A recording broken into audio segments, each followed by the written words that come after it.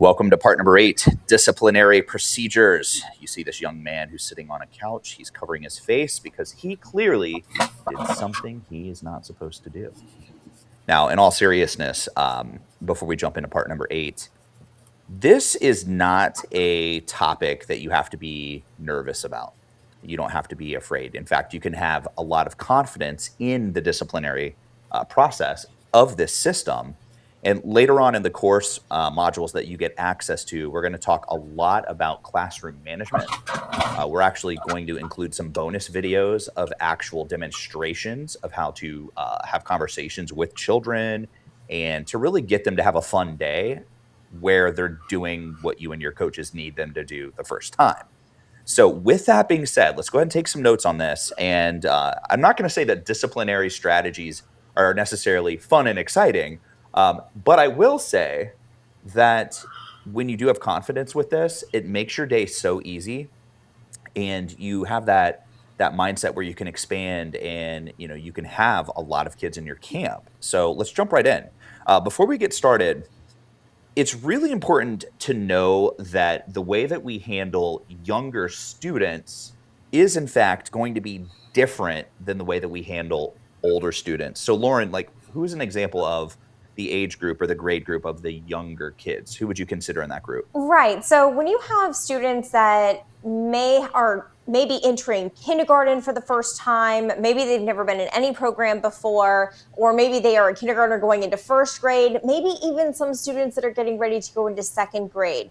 They're younger, they're still learning things, they're still learning how to communicate effectively. So they are a little bit different on the strategies than you would for some of your older students. Yeah, absolutely. So this is going to be considered the quote unquote younger age group. And like I said, in module 16, you're going to get the full system on how to move forward. But for now, let's cover the disciplinary strategy so you have a good context and understanding of what to talk about with your team and with the parents that you're doing sales calls with if they ask. So first off, children who are entering kindergarten through first grade, maybe even second grade, they're going to have a little less experience than your older kids. So sometimes, this is funny, if you look at the graphic here, this little dude is excited that he just dropped an F-bomb because he doesn't even know what it means. Hopefully he doesn't, right? So sometimes they do repeat what they hear at home. They repeat what they hear on TV, online, of course, on the radio, but they usually don't know what it means. So you're not going to necessarily kick out a child that's in this grade group on their first infraction if they use foul language. This is more of an educational process, which we'll talk about. Sometimes they don't understand personal belongings. Right. So sometimes they might see, an item that is sitting in another student's cubby. They pick it up. It might be a toy. It might be just like a keychain on a backpack. And they're not understanding that that belongs to that particular student. They might take it, want to play with it, and not realize what they're actually doing. So treating it as like, you're a thief. Like, that's not necessarily the direction that we want to go. It's more just helping them to understand that that belongs to somebody else, that does not belong to them. And then another thing too is this younger grade group, these kids are still learning the best way to communicate. And you're going to discover that once they're in your camp for a few days, they have these miraculous transformations. And that's when mom and dad are going to show up to your lobby. The kid's going to run out with a huge smile on his face. He's going to be happy to see them at the end of the day.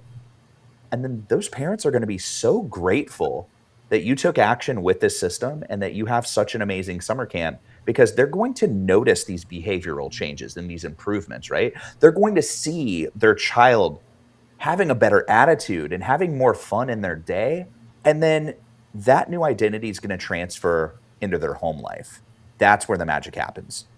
So keep in mind, this is truly your opportunity to help a child understand and learn what is acceptable. What does it mean to be the best?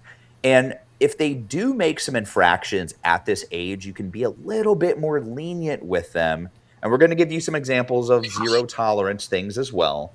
But right now, it's not the time necessarily to dismiss one of these younger kids. And if you're ever kind of at a crossroads and you need additional coaching on specific, examples that happen during summer camp or even after school as you get into that course and you launch that awesome program as well, our team of experts is always happy to help, and we're going to help you get to that next level with clarity. Let's talk about parent communication with the parents that have these younger kids. Yeah, so it's really important to always remember that a parent might feel as if they're being attacked or maybe feel a little embarrassed when you have to have that conversation with them about something that involved their child for that day. So, it's really important to first acknowledge right out of the gate, let the parent know, hey, listen, little Johnny, little Sarah, they weren't in trouble. Yeah, like little Johnny said the F word, but he's not in trouble. We know that he doesn't know what it means. Right, exactly. So, acknowledge that that their child is still learning these things. You're not necessarily holding it against that child for making that choice. So give them that opportunity to teach them on how you had the conversation with their child to help them to learn about these words or the things that they're doing. Yeah, one thing that I want you to write in your notes right now, this is very important, is I want you to write the term control the story. And it's important that you control what's being communicated to the parent, and you do give them this overview of the quote unquote learning conversation that the team member or the coach had with the child. Because if little Johnny, age 5, goes home, he might give a completely misaligned, untrue version of what was said. So it's always important, and this goes with anything, and you're going to learn this later in the course as well, but any incident, anything of concern, you always communicate that immediately and effectively with the parent. Now, as we move forward here, when the child comes to the front to greet the parent, let the child know that you actually did talk to mom or dad or whoever picked them up, and that you told them that they're not in trouble. And you also want to restore rapport and trust with the child. So write that in your notes as well. You want to restore the rapport. I like that term. So give the kid a high five, tell them that you're looking forward to seeing them again tomorrow. They're going to have another awesome day with you, that they're the best, and you're looking forward to them having another great day. And it is truly as simple as that. And what you'll discover is that after a couple days, that child has a transformation in your program and they become amazing. Now let's talk about number 27. This is where you have a child that does do something that they're not supposed to. And now we're going to teach you exactly how to handle it with the disciplinary policies.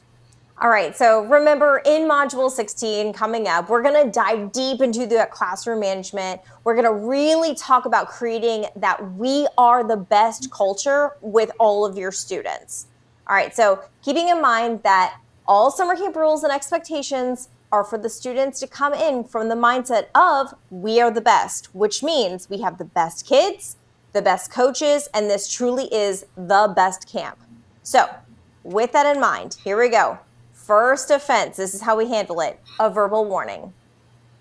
The director is informed, but the coach is the one who actually handles that whole thing. It's really important as you're training your coaches with our system that they're empowered and they also practice what to say if a child does do something they're not supposed to. So in sports, for example, if you want to get better at kicking or dancing or doing, back handsprings, obviously as coaches, it's easy for us to say, okay, we'll just keep practicing those movements. In business, especially in this business model, what is super effective is we have the ability to practice having simulation or mock style conversations, and we can rehearse this back and forth so that your coaches are empowered and they're confident. So keep that in mind. That's a pro tip.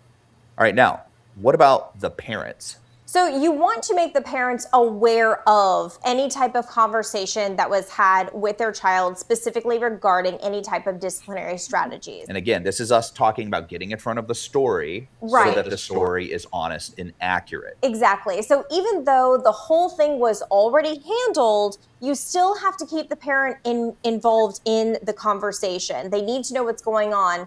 And this is also not the time that they're necessarily going to get a write-up, but they do need to be made aware of what happened that day.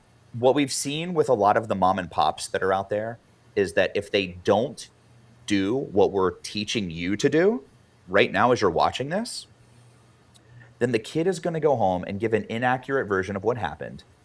And the parent's going to take the child's side. And even worse, sometimes the child will go home and be like, oh, Coach Bob doesn't like me. He was mean to me.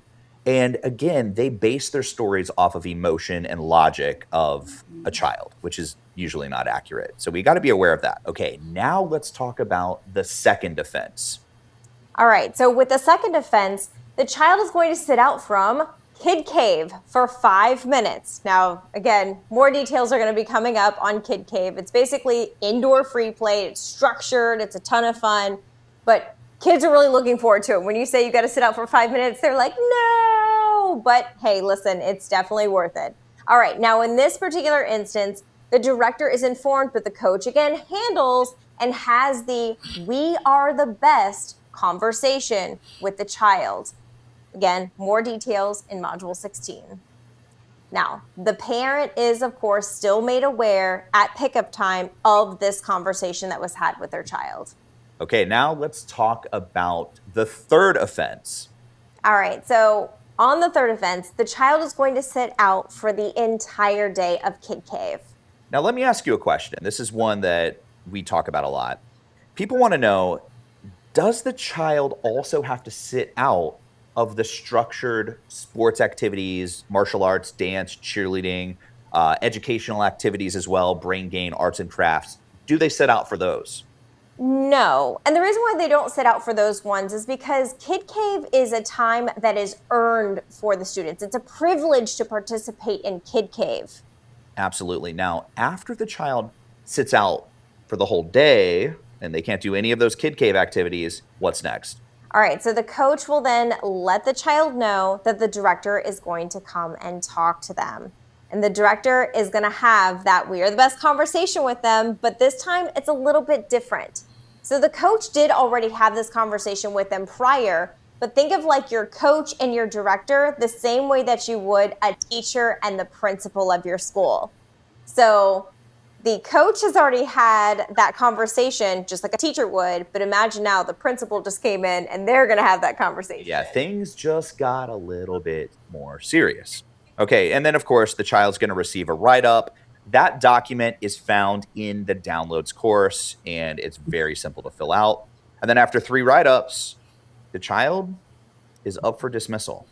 So again, if you ever have any specific situations where you want more clarity on, what our team of experts would recommend or suggest, feel free to reach out. Also, post your questions in our private groups because we have amazing members who have been with us for multiple years that have gone through this exact same system on a high level, and they can also guide you in the right direction. Let's talk about zero tolerance. I love this picture here. This is real, right? If you have a kid that does any of the following things, there is a high likelihood that it's time for dismissal. And one thing that I will just be upfront about is dismissals are rare. They're nothing to brag about. However, you have an obligation, and I want you to write this down, an obligation to make sure that all of your students have a fun and safe experience. Here's where the mom and pops mess this up. They will tolerate very, very bad behavior. They will let 1 or maybe 2 kids ruin the culture of their entire summer camp because they are depending on the tuition from those 1 or 2 kids. Like they're selling out and keeping those kids enrolled, which in return damages their online reputation, basically eliminates referrals. So they miss out on that. People quit, and you end up getting the best members who quit, which is horrible.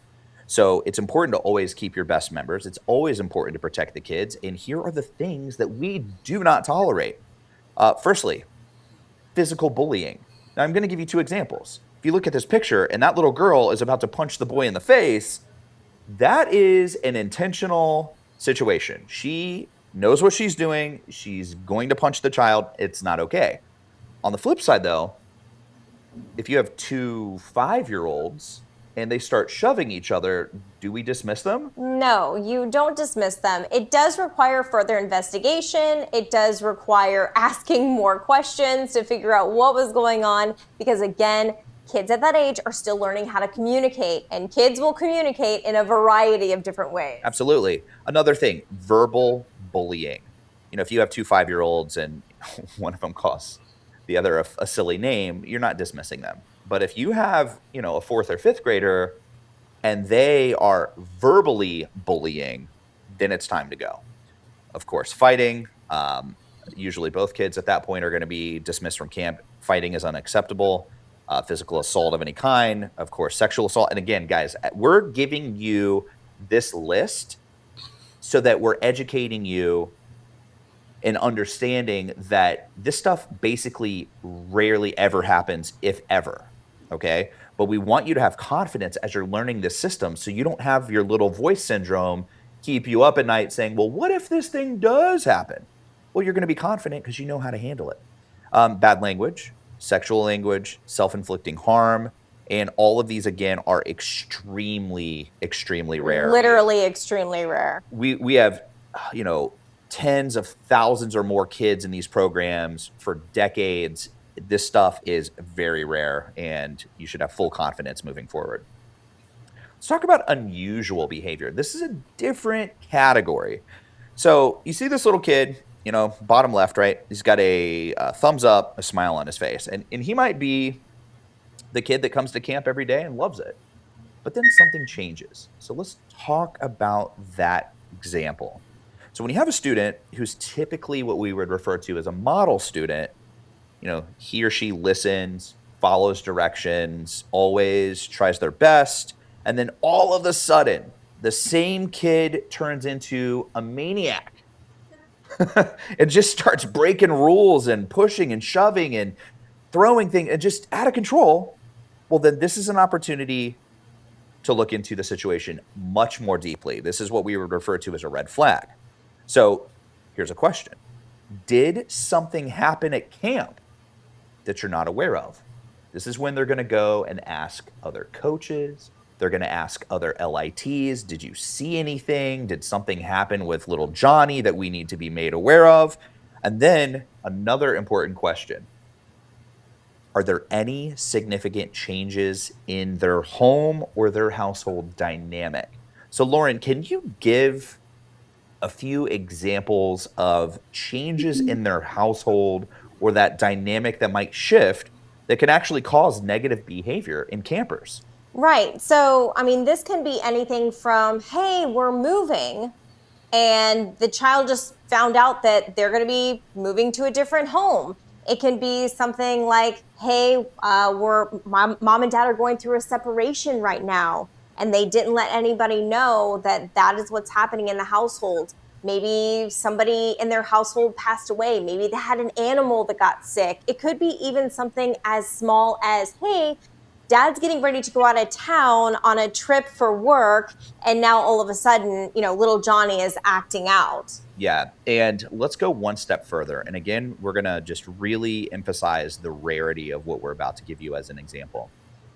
Our obligation is to change lives, and our obligation is to protect our students. And this is why we love you for being in this program and helping us on this mission to accomplish this around the entire world.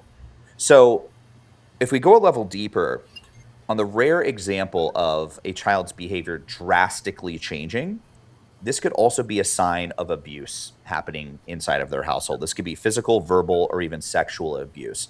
So if you or your coaches or your director ever notices something like this, you see any red flags, feel free to reach out. Our team has a ton of experience, even in this capacity, and we can definitely point you in the right direction, whether that is filing a report anonymously or having a direct conversation with the child or the parent.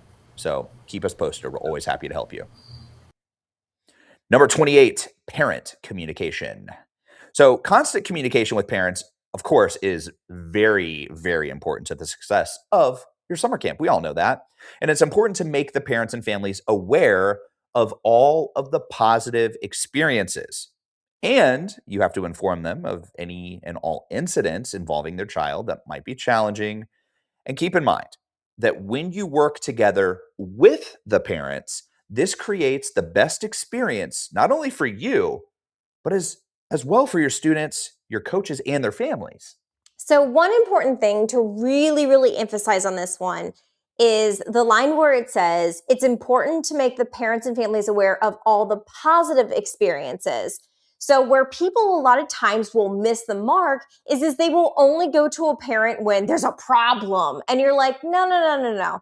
Parents need to be made aware of all the awesome things that the kids are up to, posting on social media. When mom and dad come to pick up, you're telling them about all the cool things that they did. You're showing them the pictures and the videos and all the awesome stuff, right?